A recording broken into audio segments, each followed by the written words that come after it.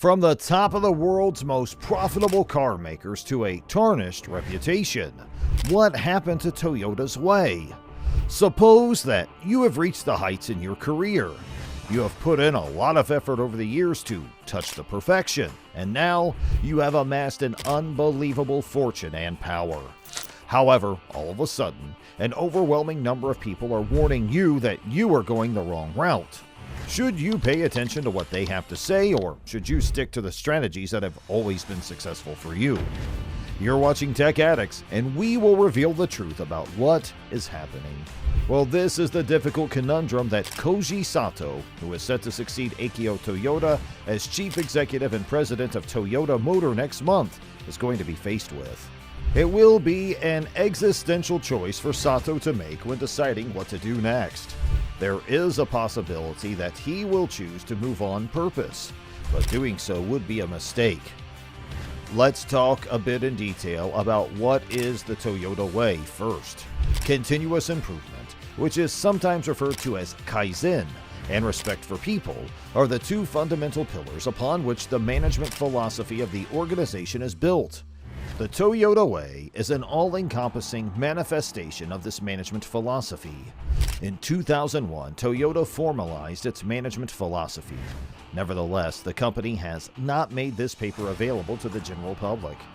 The Toyota Way is an approach to conducting business that is founded on a set of 14 guiding principles and seeks to eliminate any hurdles that stand in the way of achieving ideal results. Talking about the history behind the Toyota method, in his book published in 2004, The Toyota Way, Dr. Jeffrey Liker, who was then a professor of industrial and operations engineering at the University of Michigan, examined the guiding concepts and philosophies of the company. According to Liker, the methodology may be summed up as a framework meant to provide the tools for people to consistently improve their work. The Toyota production system serves as the foundation for the Toyota Way. In the 1950s, in response to the mass production processes utilized by rival car maker Ford, Toyota created what is now known as the TPS.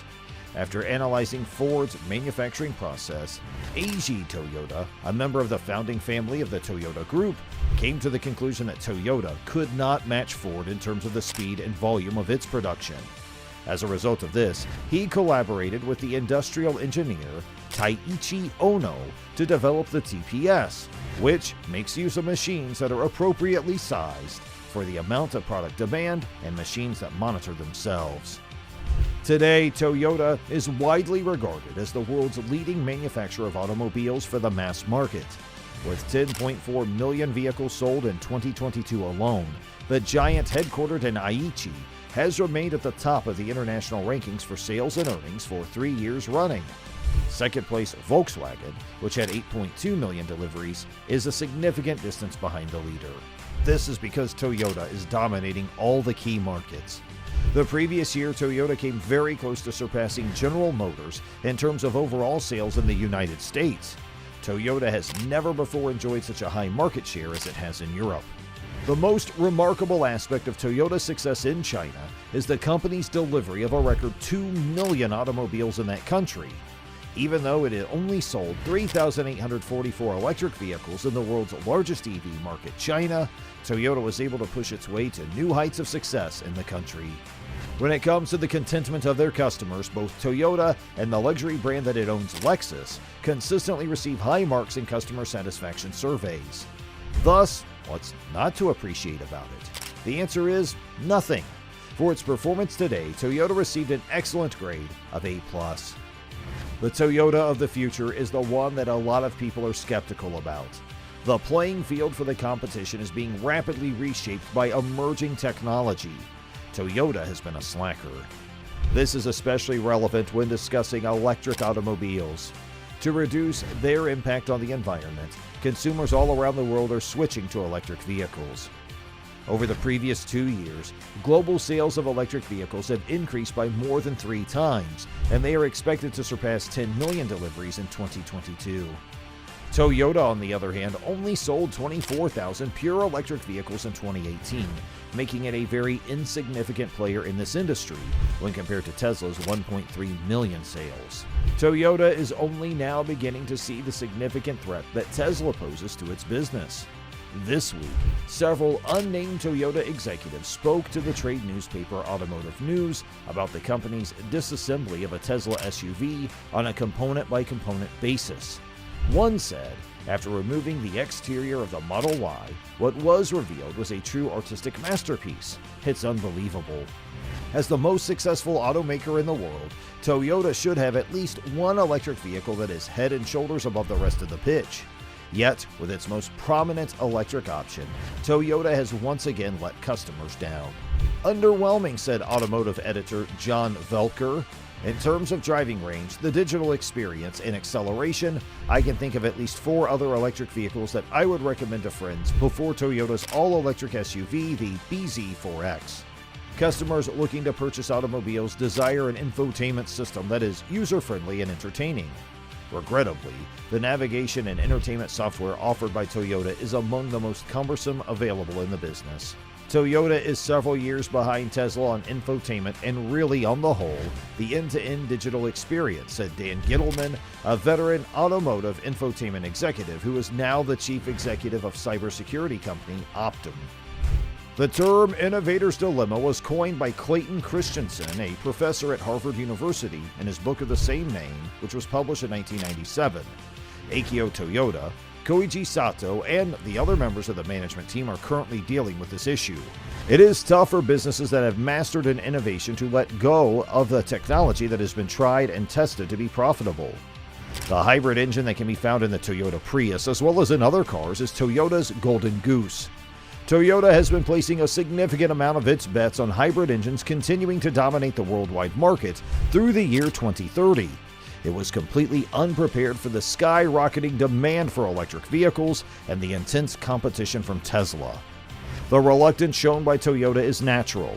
After all, why should they abandon hybrids and take a sharp turn to the left into the uncharted territory of electric vehicles? A move of this nature would lead to lower earnings per vehicle, in part because Toyota does not have a competitive advantage in the supply chains for batteries or electric vehicles, and many of these networks pass via more antagonistic China. It would appear that Toyota is taking the criticism that it is slow to go electric personally. The corporation has been mounting an aggressive assault over the past few months, during which time they have criticized EV-only zealots as being out of touch with the practical reality. There is nothing wrong with Toyota. Automobile purchasers in Bangkok have requirements that are distinct from those in Topeka or Paris. Why shouldn't every consumer have the choice to choose a powertrain that meets his or her demands, whether it be gasoline, an electric powertrain, hydrogen power, or a combination? Several cogent arguments can be made against jumping on the electric vehicle bandwagon too quickly. The majority of individuals still cannot afford their electric bills. In 2017, Americans shelled out an average of $65,000 for the privilege of taking a brand new electric vehicle home with them. That was a 25% premium over the typical cost of a gasoline-powered vehicle. Becoming all-electric is connected with several other significant drawbacks. The power grids in several countries are at risk of being swiftly overloaded. As a result, companies that manufacture batteries could soon face a dearth of essential ingredients like lithium, graphite, nickel, and copper. It is also a fact that a significant portion of the shift to electrics has been driven not by consumers, but rather by regulatory mandates, such as China's multi-billion-dollar EV subsidies, Europe's aggressive carbon dioxide standards, and most recently, the U.S. Inflation Reduction Act. These are just some examples of the factors that have contributed to this shift. Hundreds of billions of dollars are being invested by governments around the world in the development of electric vehicles and batteries. But there is a pitfall in having too much certainty. The annals of business history are replete with examples of organizations that were so set on winning the argument that they failed to recognize the need to change with the times. The first major wake-up call for Akio Toyoda and the rest of Toyota came the previous year when Tesla overtook Toyota to become the most popular automobile in the state of California. The Tesla Model Y was not just the most popular electric vehicle at that dealership, but it was the most popular vehicle overall. People in Silicon Valley have a saying that goes something like this: "The future has already arrived. it's just not fairly distributed. Top executives at Toyota assert that the company is not delaying, slowing, or prohibiting electric automobiles from being produced. On the other hand, Toyota forecasts that pure electric vehicles will account for 30% of the company's sales by the year 2030. Additionally, Toyota claims that it would invest $35 billion in the research and development of electric vehicles and batteries over the next 5 years. Leaving behind what is familiar to venture into the unknown is never an easy decision. You can count on Sato to accelerate Toyota's transition into electric vehicles and batteries. But the question is, will it be quick enough?